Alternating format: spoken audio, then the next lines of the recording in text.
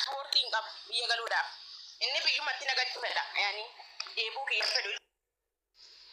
Paaspoortiin kiyya hin baane akkamittiin galaan jedhanii faalaas naan jedha. Asuma goddanyoota kan keessi gorsaa jira. Goddanyootuma kan keetii waliin jiraadhu. Yoo biyya galte immoo haala wasaalaan aadii naan jedha. Itti galee itti gargaaruu nan danda'a. Inni biyyumatti na darbachuuf beeku. Asumaanan deebi'een goddanyaa isaatiin gaafan qodaa guurradhu. Qodaa guurrataan jira. Wajjin jirtanii kunoo qulfii naa kenni jedhen qulfii akka inni naa ergamu godhee qulfiin naa ergamee itti galee inni quba qabaa beek goddanyaa isaati wajjin jiranii bilookii irra jira malee asumaan qulfiin naa ergamee gaafa sana jechuudha dhufeen harkatti qabaa qodaa kana dhufeen harkatti qabuuf deemaa qodaa kana amman guurradhutti yaani dhiirri dhugumaaree namni ni kaan namarraa qabu namni akka dhiiraatti yaadu tokko warri kiyyeessa deemaa yookaan immoo garaadhaa qabdi jedhee nama yaadaa jechuun dhufee qodaa namarratti qaba.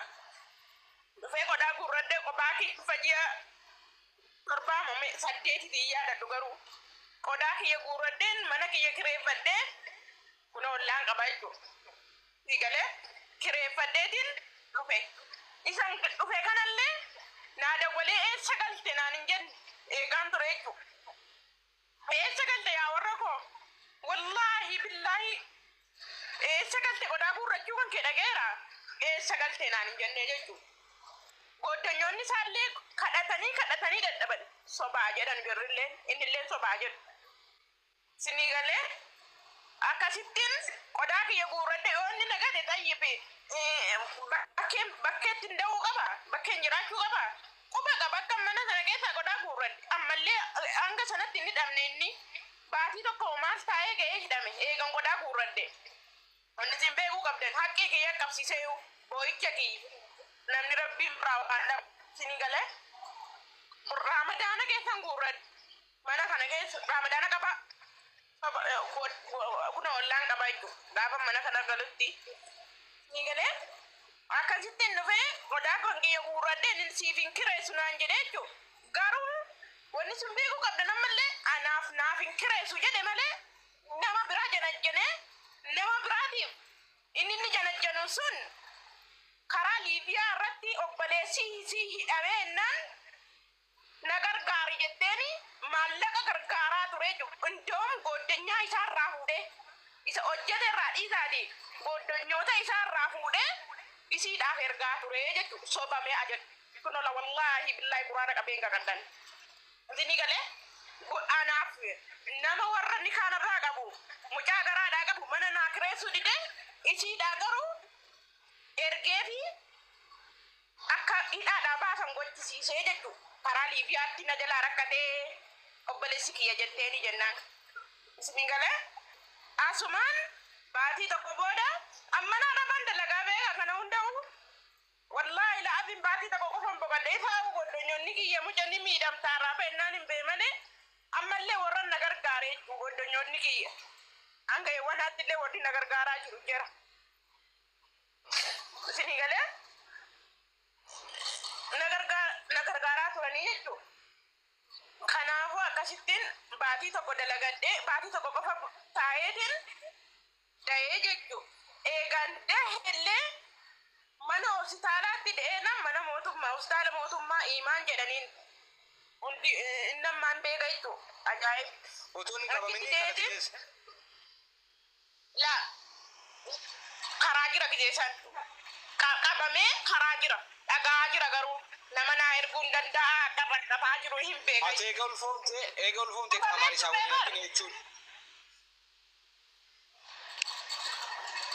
Akkam.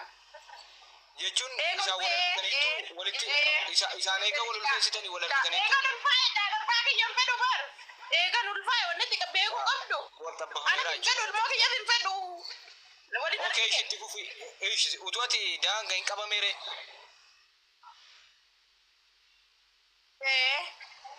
Siyya meeqa qabame? Raafani silaan. Itee sanatti lama naafamu maali? Adii sanatti makkanaa wayi yeroo inni qabamu. Ayile. Sana booda in turre garuu mana hidhaa keessa taa'ellee anaaf yaadu isii sanaaf dawwalaa ture. Wallaahi billaahi rabbi. Nama inni waliin qabamee turetu natti hima. Nama inni waliin qabamee ture. Ragaman tara kana akkan argadhu kan naa godhellee nama sana. Nama inni waliin karaa deemaa ture. Nama inni waliin hidhamee hidhaa keessa waliin turan natti meechu. Yoo soba dubbataa raadde immoo rabbiin handiisin jecha kanarratti wallaahi billaahi isin irratti hin kakadhu. Kana hunda jechuun qabamee biyya galeellee maatii isaa utuu hin argin Addis Ababaa bu'ee achirraallee dhufee jechuudha. Sigalee maatii isaa ajaa'in agarra. Maatii isaa amma ittiin dubbadhu sitii anaaf ilmoodhaan jette haati isaa. Nayyuu dhufee nan agarree annuyyuu karaan muratee jira na fakkaata. Mucaa waan inni ta'e hin beeknu. Sidhiisiitii garuu mucaa kan keewwanni achitti si gargaaruu danda'u hin jiru biyya galchisiifuun guddisaa yoo inni si gatee.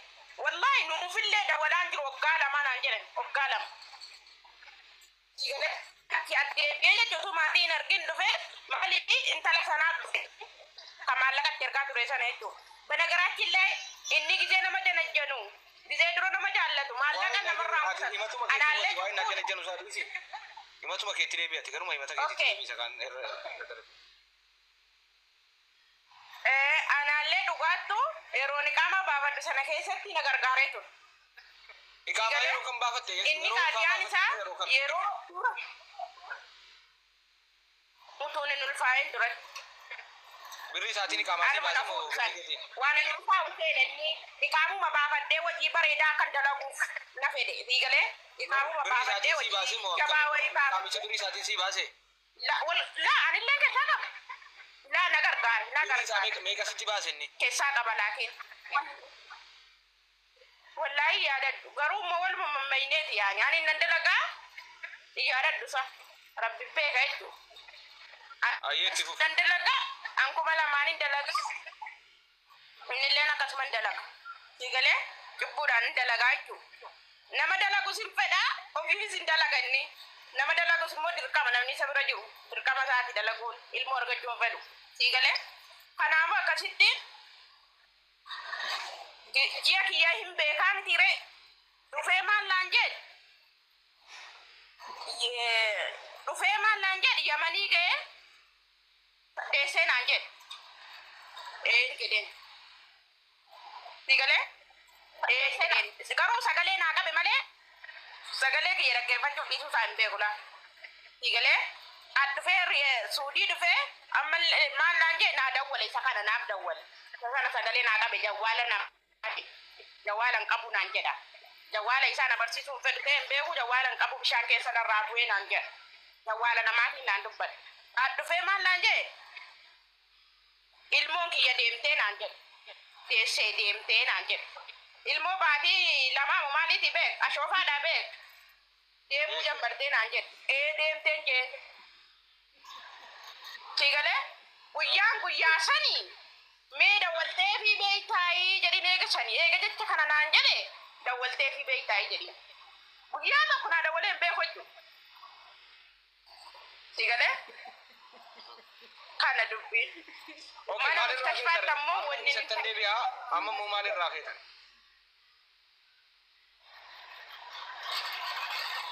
Sababa inni nagateedhaaf mana hidhaa keessatti wanni inni hin ta'in jiru da'ee bultii hadda mana hidhaa galee jechuudha. Sigalee sababa mattaawqaa isaa dhabuutiin utuu na bira jiraate mattaawqaa isaa illee hin dhabu. Kanayyuu kan rabbi naa tolche waraqaan isaa hojjechiifadhe.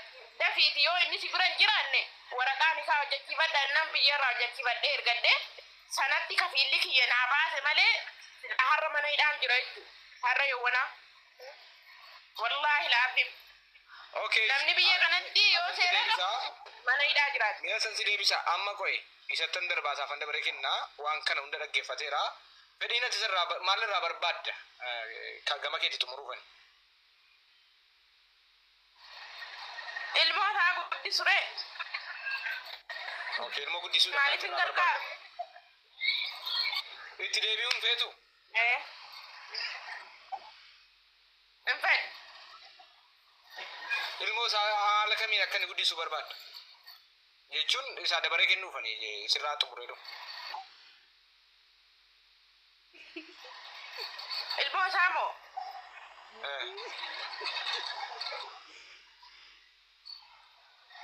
Tokkoffaa beeki gaafa mana hidhaa galu sana kafiilli kiyya farramee akkamitti na baasee beekta? Wulii qaamaa baasanuuf farramee na baase mucaadhaaf jechuudha. Amma qaamaa baasiif naan jedhanii paaspoortiin isii waraqaa si agarsiisuu danda'a. Waraqaan paaspoortii kennee paaspoortiin isii baatii tokko qofa oolee dhufa turee dhufa. Amma baatii lama ga'ee jira. Baatii lama dhufaa naan jedhan. Baatii tokko dabarfatee jira. Baatii tokko ga'ee jira jechuudha eegan baasee fi waraqaa amma si agarsiisuu hin danda'a. Iqaamaa baastaa fi naan jedhanii jechuu kafiilli akkasitti farramee na baase. Digalee kana hunda maallaqa ittiin baasaa ture liqeeffadheen baasaa ture qabaadheetii miti. Gargaarsa okay. Dhaloonni keessaati waan namaan galle tokko na gaafataa jiran eessa dhaloona kanatti? Ana? Beekaan achisi deebisee isaa kenna. Nama hedduun na gaafataa jira komentii. Dhaggoo. Jimmaa Garoo Caggoo Bashee Gomma jechuudha. Innois. Bashaayaa yookaan Boree. Okay, Boree maatii kenni kaasii hidhe miti abbaa keetti isaaf ni kaasii hidhe. Thank you. Okay. Uummata keenya kabajamoo kan dhaggeeffataa jirtan egaa sa'aatii dheeraa turre irraa utuu isa barbaannuti dabaree isaaf kennuu deemaa jirra hakimallee raayyaatii fi aasaasii dhaggeeffateera aasaa deebii kennee ka'e furmaan ilmoo isaa immoo maali? Tarii ilmoo kana waakkatee jira. Ilmoon kun koobiti jedhee beekaa? Jedheen beeku. Okay. Ilmoo kana waakkatamoo kooti jedha. Waan jedhu sarara dhaga'uu deemaa jirra. Namni mana kana fuudhuun goone mana kana fuudhuu gochuun tokkummaa miidiyaa neetwoorkii filannoo keessan godhachuun dagatinaa. Miidiyaan kun tamsaasa kallattii biyyoota garaa garaa keessatti tamsaasu cimsee itti fufee jira waan ta'eef hundi keessan miidiyaa keenya hordofuun fuudhuu gochuun dagatinaa. Rakkoowwan garaa garaa kan furuu dandeenyu kana gaanis kabalaanis lolaanis tolaanis xumuramuu hundayyuu xumuruuf miidiyaan keenya halkaniif guyyaa isiniif dhaabbachaa jira. TMN sagalee haqaati. Galatooma. Okay. Akimal miyuutii irraa baay'ee dabareen keeti. Waan isin dubbataa turte irraa jalqaba ofiifsi bakka dhaloota keeti. Sana booda deebii kenni taati. Mataa oo qabaatte si mataa waan isin himtettis deebii kennaa. Waa ilmoo keetii kanas waa wal dhabdes sireessituu miira keessan galin waan jiru dhugaarra dhaabbattee dubbatte. Waan jiru wanti miidhaga gara godhatu. Ayyee itti fufi keeti maayikii. Amma jalqabaa kaasee naa saamenillee. Jalqabaa kaasii bakka dhaloota keemii jalqaba akkatti walitti dhuftan hunda isaa tokko tokkoon wanta tambiftu jiru bakka dhaloota keetillee. Walumaa galatti ijoollee aggaarooti godina Jimmaa anaa gommaati ganda booree Diinsaraa jedhama. Amma isinii nagatee heddeetiin kan inni himattu. Nagatee ilmoon harkatti gatee gaafa naa bilbiltuyyuu gaaffii gaarii na gaafatte. Nadhiisee hin bade jettee quba si qabdee jiru seenaa. Dhagahuun jira dhaggeeffattuu ammoo. Amma waa'ee ilmoo irratti tokkummaa jalqabaan ofii kootiif osoo majuulatee jiru ofii kooti aduu keessa dhaabadhee dalagee dhiiga buusee danfeetan isitti qaamaa baasuun koo dura buusee itti yaade akka ilmoon argamu nan beekaafan isitti qaamaa baasee ofii kootii qaamaan qabuun hin beeku ijoolleenis. Dhagaartaa? Nan dhagaa'e. Osoo danda'ame immoo viidiyoo fa'aa dubbatte bitu Viidiyoon bahu. Dhiisi wanta ittiin gaariidha. Atis dhugaa argatta. Dhugaa keessi namni hin argaa. Gaariidha utuu viidiyoo baratte. Siillee dhugaan arga. Inni kaan mimmaan buuse gaafa siin boonsu dhugaan keessi. Haaluma kanaa gaara tokko naaf hin mijoonne dhiifama. Ayyeetti kufi bakka rakkoon qabu argineera waan ta'eef kabajamu uummata keenya. Akkaawuntiin kun immoo abbaa dhimmaa miti quba qabaadhaa. Kan nama biraati boodaa fi quba qabaadhaa jechuufan. Kan nama biraatiin seenetti fufi. Debil bilang kamu harare fi biyya galee dhufe akkuma na bira jira itti hubachiiseera abbaan akkaawuntii nama biraati inni nama sana bira jira dubbatu rakkoon qabu fuula isaa argineerra rakkoon hin jiru ayyeetti fufi akkasitti qaama ajaa'ibooti dubbattee qaama dhugaadhamni kan itti ajajamtan manni itti kan inni ajajamu dhugaadhaami. Dhuguma qofa barbaada. Akkas kanaaf iyyuu osoo ni qaamaa hin qabne kan inni qaamaa siidhaa baasee egaa walitti dhufne ilmoon akka argamu itti simeera rabaddoo nama du'a yoo ilmoon argame rakkoodha wanti kun anufi kooti qaamaan qabu amma juudha ati majuula ta'a booddee biyya kanatti ilmoo argatanii guddisuu hin ulfaata innee waliigaltee irratti hayyee hin galte yoo ni qaamaa sii baase galtee deessa hayyee ishii jetteen nan kanatti waliigallee birrii gaditti naqee qaamaatti baase. Isii wanti isin keessaa qabdu tokko iyyuu hin jiru. Dhugaadha yoo kan barbaadan dhugaadha yoo ta'e. Nan dhagaa dubbadhate ishee. Akkasitti ajaa'iboonis nama jiru. Ajaa'iboodhaan waliin dubbatanii walii galanii kan walii gale iyyuu jira beekte. Dhuftee akkasii qaamaan baafachuu fedhe akkas jetteennaan didee keetan maalan jedhe. Erga walitti dhumne ilmoon giddu keenyatti argamuu waa hin oolle yoo ilmoon argamte immoo warnu rakkisaani qaamaan qabu galtee deessaa kanarratti walii galle sababni ni qaamaa baase gaafa hojjettuufis miti. Waadanuu haasaa oolte jechuudha. Sababa ilmooti jechuudha. Namni majuulli lama ilmoo argate rakkata yaadichillee bareedaadha. Yaa galtee deessee deebisaa qaamaa qabaa. Itti fufi. Ofii kooti utuun hin qabaatin itti yaadee akkas. Amma kanaan utuu jirru gizuma iqaamaan bahee ka'u jalqaba ajaa'iboo yeroo sadii dha itti lolte. Ajaa'iboodhuma kana jechuudha. Arraba dura nama du'a. Ajaa'iboo kanaan na itti lolte waa'ee qaamaa irratti iqaamaa walii galanii ambirriin kaffalee walii galanii dhufanii iqaamaanii birrii isaa amma kanaan ga'u itti dabaltee nyaatte maletti ajaa'iboo dha itti mututu goote. Utuwaan jiru akkamitti isiin fakkeenyaaf jaartii kooti utuwaan jiru akkamitti itti ajaa'iboodhaan dubbatte waan rakkoon utuma isiif isa gidduu rakkoon jiraate dhuftee yaa jaarsa koo yaa abbaa manaa koo naa gaafadhu ajaa'iboon akkana na godhe naan jechuu qabdi moo ittee dhiira tokko loluu qabdi. Naan dorge ajaa'iboon dhufee natti himate akka nam tokkotti rabbi kabajataan balleessiin dhufee jaartii keenarraa dhawwii jedhee natti hime. Wanti qaamaatti ba'e kun immoo hariin isaa yuufa turaa qaba. Agartame? Sirriitti nagaaratti dhufe. Inni nama nurraa nyaatu miti akkasitti isallee maqaa balleessee akka itti nurraa nyaate waan akka jettee akkasitti bakka loltee al tokko irraa dhawwe. Irraa dhawween utuwaan jirudha itti dhiira tokkoon yoo haasofte aniifati waan miti jedhanii itti hime. Mataarraan ejjette malee jette ani inni suudhaan jette beekte. Sifu as bayi amma video mana dutti xiqqoo si akka wal ni kenni ati video na taa'e xiqqoo si itti fufatti dhagaan jira. Dhagaarta? Yaa sirriitti dhagaan jira. Mataaraan ejjette malee inni suwanii jette. Ammas taa'anii kaanii ammas wal lolani beekta. Yeroo sadii wal lolani. Mee sobaa jettu. Innis dhufuu danda'a ajaa'iboon. Mataadhaan ejjetta malee deessiin jedhettiin kakattaa beekan. Karaa wal harkatti hin qabin dubbatee hafitu harkatti hin qabin. Aya. Amma gizuma iqaamaa harkaan gaattee kaatu tokkummaa bakka harakaanni isa takkaa jiru miti beekte. Dhagaarta? Eeyyaan itti fufatti sin dhaggeeffataadhaa miutii qabdeen si dhaggeeffataadhaa itti fufatti naafni. Akkasitti harakaan akka addaa ta'e bakka namuu haasaanis jijjiiramee nama hundaan lolama bakka ajaa'ibootti kakkatamee markaata shortaadha keensi kasasaa ijoollee mana kee jirtullee nan qabsiisa waa hedduudha bakka akkasitti dhowwee dadhabee dhagaa jira asumaanuu si dhagaa jira ajaa'ibi abdii shaaggaaroo bira jira si dhagaa jechuuf itti fufu.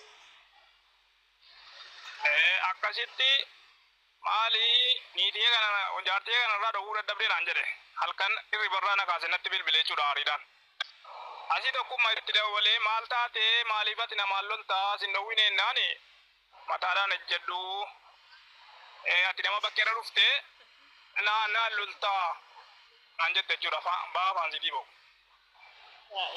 Lakkii waa seera qaba akkasumatti yoo inni sii lolee natti mannaa natu gaafata malee ati akkamitti dhiira tokko na itti haasofta akka waan hin jirree maaf na goota jedheen jechuudha. Akkasitti bakka sana booda anees bilookiirra eessan jira bilookii sanarraa kaaftee kana bilooyte immoo irraa ittiin dawwala kattitaallee gaa yaana bilooyte akka kattu yoo ani bilooyne tukatti taadaa rakkitii jechuudha. Sim kaardii lama qabdii na bilooyte. Na bilooyte utuutee nyuteenyu ji'a tokko geenye. Maalirratti bilooke waan inni irratti bilooke eenyudha? Koi mati afitu offset afitu. Okay. Ji'a tokko booda obboleessa itti madde beekte obboleessa itti mannaan obboleessi maaliif bilooyte maaliif akkas goote akka kun sirrii miti walirra nama fageessaa dha'uu jedheen obboleessatti mee obboleessi jechumaan gaafannaan ammallee beeke ulfeessiin jettu kun yeroo san ammallee ji'a tokkoma ji'a lama wayiiti beekte na ulfeessee nagatee badee jette ofiif na bilooyte taayim nama bilooke mee saa hin argate daayittii na bilooyte imuraan na bilooyte waayitaappiraan na bilooyte kanammoo yoo so baay'ette ragaa nama hedduutu jira ansanayyuu akkasaan jedhama ulfeessee badee jedhaan jedhama jedheetan isuma siinna bilooytu kana waa hundatti ni dhiise utuu teenyuu ammana arabaa jirtittiin beeka beekte sargii warra tiktokii dhayte sargii wayi tiktokii wayi waraabbatte gadhiifatte beekte Sittin himne? attin himne Ayyee. asumaan Mee siena waa irratti gaafadha. Boodana jalaa baddi. Zargii isaa irratti eegan lakkifte ta'u utuu sittin himin kanuma qofa naa deebis dhaqee innanni kanuma qofa. Na dhaggeeffadhu. Sargii kana mee viidiyoo isaa yoo qabaatu sargii maalii boo sargii miti nama heerumtee inni dubbisaa dhaqe dubbisaan dhaqe gadoofi irra jira haati sana bidoofi irra jira. Isheen qofa naa deebisi. Bakka sagantaa wayii hin gaafanne bidoofi irra jira nagatee ji'a meeqatti bara. Sargii miti dalabii nan danda'a. Rakkoon qabuuti wama sigaaf addeetta moo hin danne. Sargii nanya. Bakka sagantaa wayituutti hin addeetta moo hin danne. Intala eebbisuun nagee gajee. Ji'a tokko maal heerumte sargii dabalatanii. Bakka akka itti fufi bakka sitti hin addeetta itti fufi. Tii obboleessa kee. Akka itti tiktokii irratti argeen bakka dubbiin addiidhuma kana wal tuffatanii bakka kana ga'ute jedheen bakka ofumaa kooti keessa deeffadhe isa siin adda akka nama waan tokko tuun balleessinii miidiyaa irra baatee si bira dhufteen jettu kana bakka ani keessatti deeffadheetuman keessuma taa'adenniisi jechuudha. Achii booda bakka sin beekuu nan beektuu jette afaan sidiin. Adda rakkoon dhufee jennaan na bar.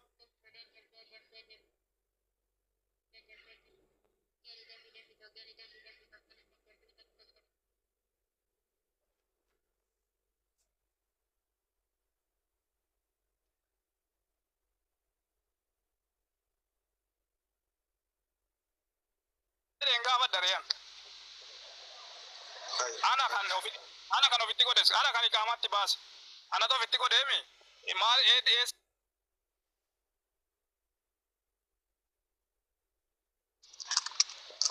eessa qabeeraasa ansila nama waa'ee koo sin ilaallatu siin jettee siin.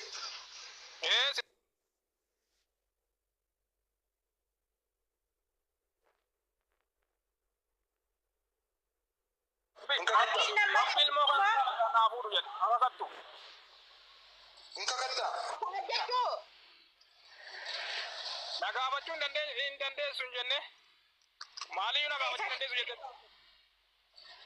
Ji'a meeqa booda reessuun nagaddee ji'a meeqa booda reetti sargiitii miti baar sargiitii miti baar nama nagaddee ji'a meeqatti dhufe